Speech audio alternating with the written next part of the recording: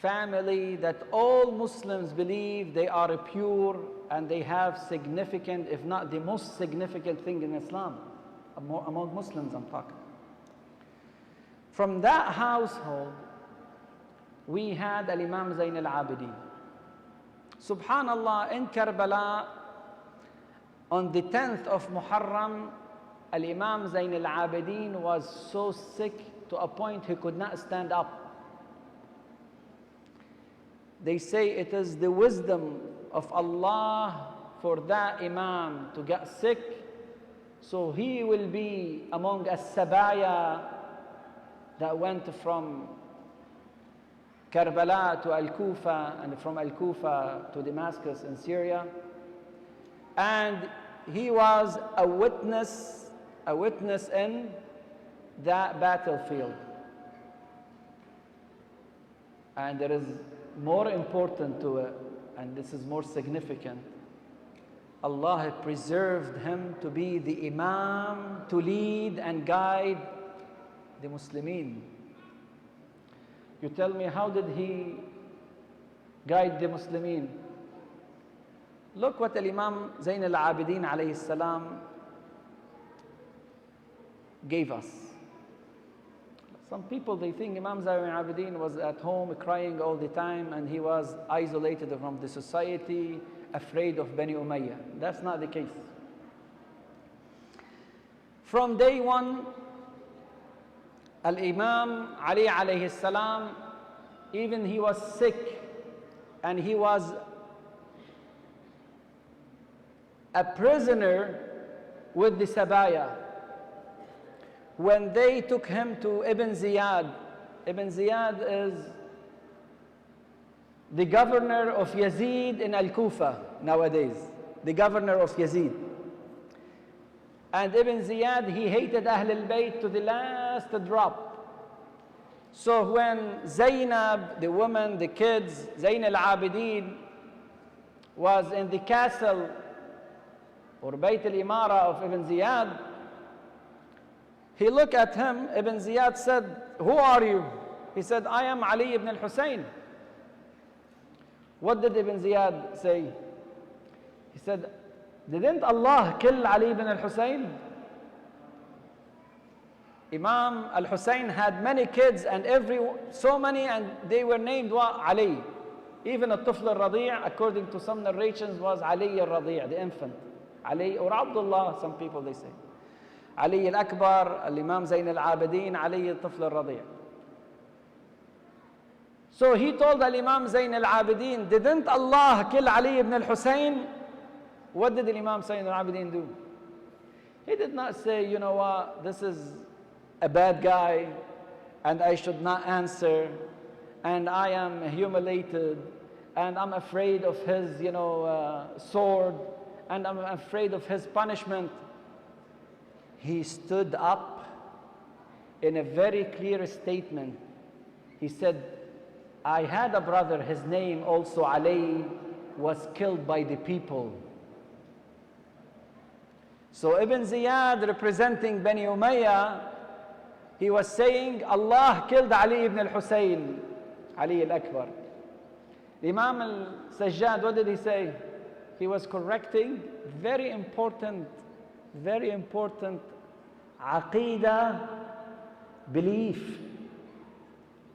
الناس قتلت علي ibn. What's the difference?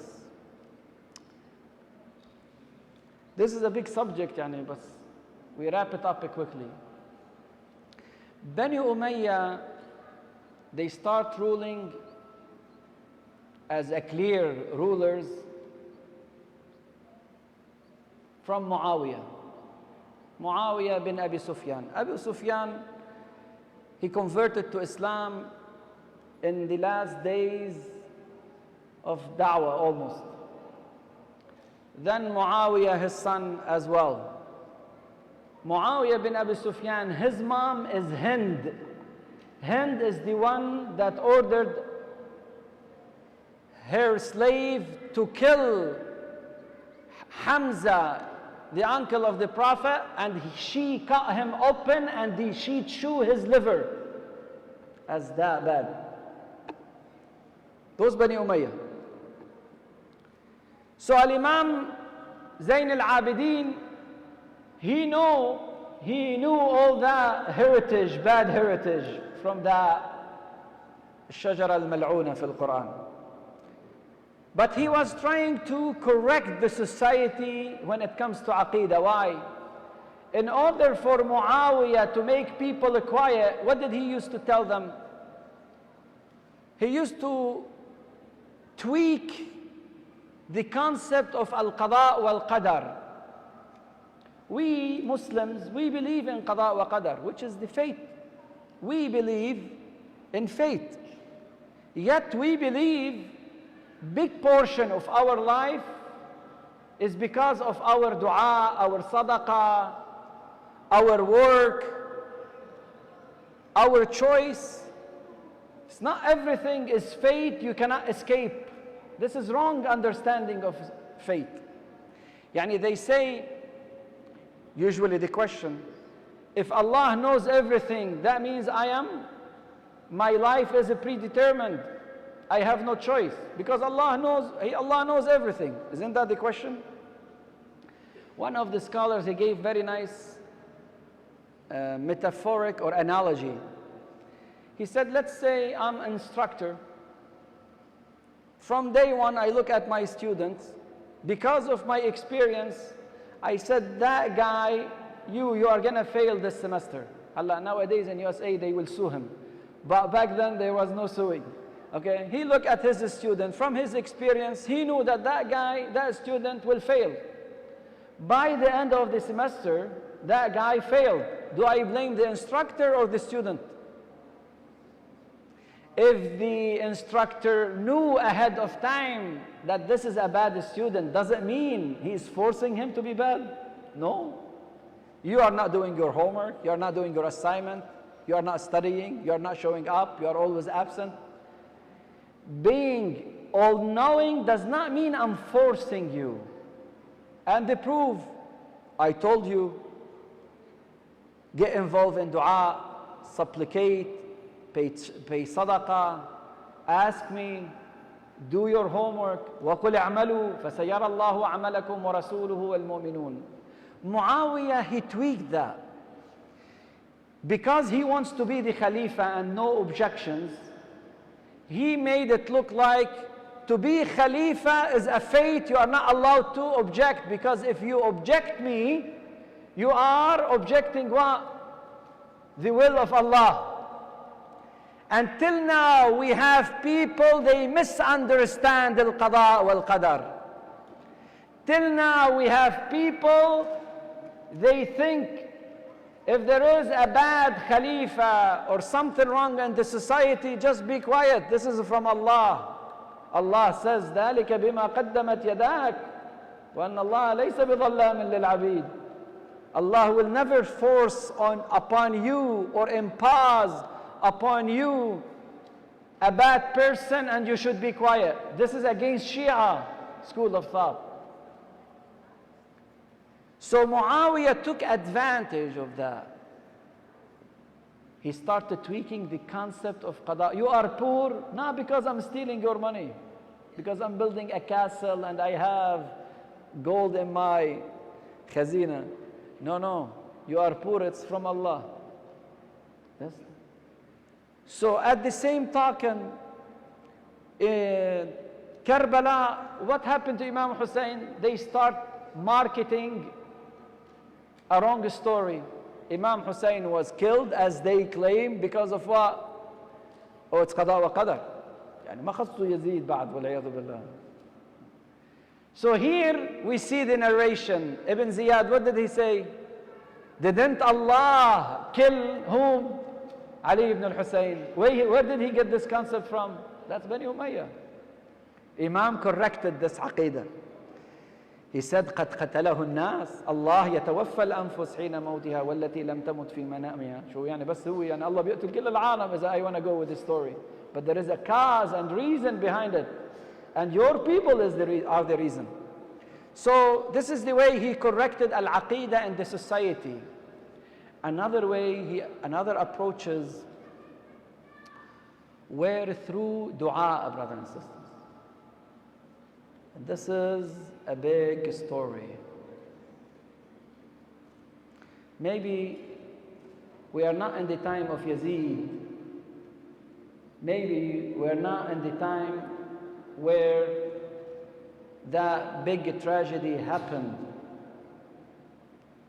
But brothers and sisters, sometimes when we analyze our life, we see that our hearts are hardened. You might read the whole dua Kumail and you don't even cry. You might be praying for more than 10, 20, 30 years and you never feel that Allah is connecting to you or listening to you. You might be reading the whole Quran during Shahr Ramadan and does not make any difference in your life. You might be praying Salat al-Layl and you see no difference in your spirituality. Al-Imam Zayn al-Abidin, he found us a solution to soften our hearts. شوفوا بالقرآن, we have this verse said, كلا بل ران على قلوبهم ما كانوا يكسبون. They say, and I want you to pay attention to this, they say when a person sins, a black dot or cluster start growing in the heart. We are usually more concerned about a growing cancer or tumor. We go to the doctor, we go through chemo. الله يدفع عنكم البلاء جميعا ويشفي مرضانا ومرضى المؤمنين والمؤمنات بحق محمد وآل محمد. صلوا على محمد وآل محمد. We might care much about how to cure our body from a tumor. But how much we care about cleaning our hearts from the sins, which is a spiritual tumor that you cannot see through MRI or X-ray. But you can see the side effects of it. You come to the salah, you finish salah within nanoseconds, not milliseconds, nanoseconds, faster than your fiber optics at home. عمي أنا صليت ما شاء الله يعني صليت أنتوا عم تطلع على notification watching football game و thinking about the future plans و paying your bills عم تصلي كله هذا بس لما بتحط له Superman movie he is focusing 100%. There is something wrong in the heart. Al-Imam find us solutions. So he had a book of supplications. We call it As-Sahifa As-Sajjadiyya. If you hear about death, there is dua about it. If you want to pray to your parents, there is dua for that. If you are sick, there is dua if you are sick. If you feel you want to remember the Prophet Muhammad sallallahu alayhi wa alihi wa sallam and praise his good deed, there is dua fi salah ala Muhammad wa ali Muhammad.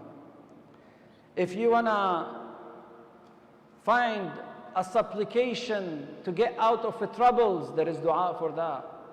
Dua for your neighbors, dua for your kids, dua for Friday, dua for Eid, dua for this, dua for that.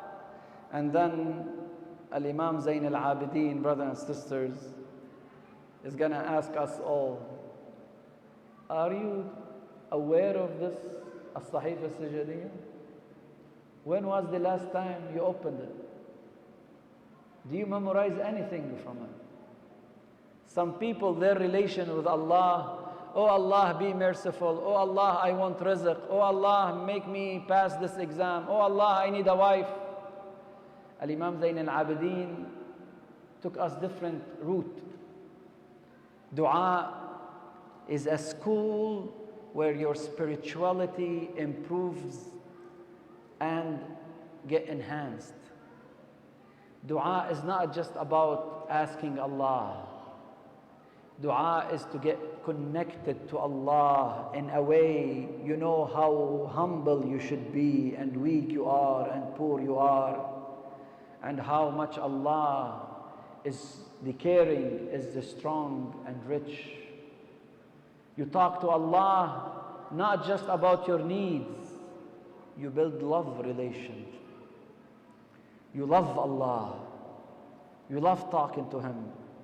You love whispering in the middle of the night through the words of Ahlul Bayt. You learn something different. You, because of this dua and that, you are not going to tell me, Sheikh, I feel hopeless. Sheikh, I feel depressed. Sheikh, I feel lonely. Sheikh, I need to do drugs to forget about this, or I want to do drugs to fall asleep. وشوفوا يعني المصايب. You know better what's happening. Through your spirituality, you are a stronger person. So Al-Imam paved the way for better spirituality. And therefore we had what? As-Sahifa As-Sajjadiyya.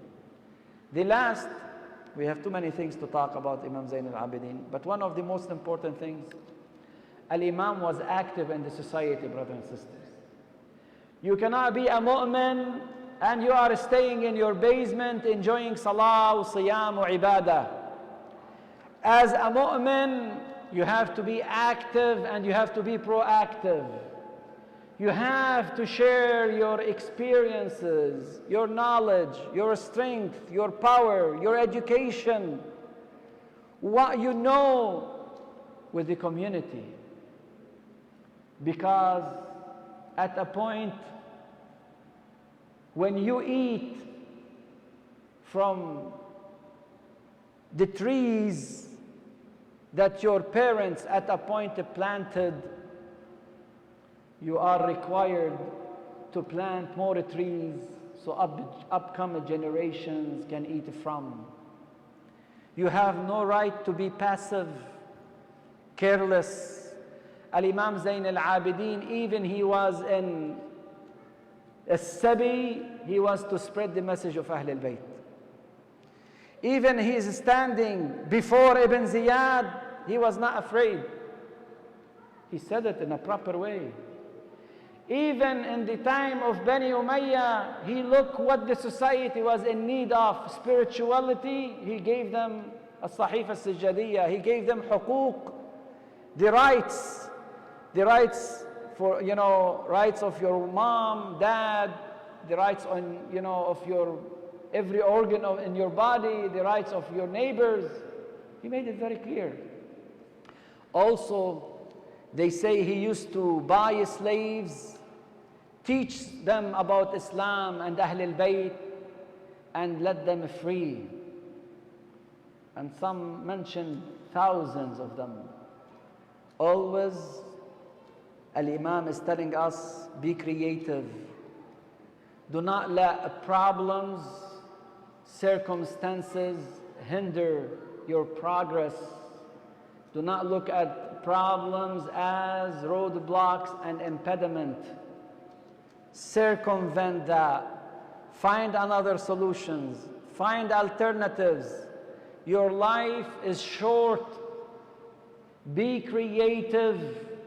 So when we stand before Allah, we say, oh Allah, I was a true follower of Ahlul Bayt, and this is my resume, and those are my accomplishments. And that's what we learn from Al-Imam Zayn al-Abidin. Bismillahir Rahmanir Rahim. Wal asr, innal insana lafi khusr, illa alladhina amanu wa amilu as-salihat wa tawasaw bil haqqi wa tawasaw bis sabr. وإلى أرواح موتانا وموتى المؤمنين والمؤمنات نهدي ثواب منطقنا ومجلسنا مع سورة المباركة الفاتحة تسبقها الصلاة على محمد وآل محمد.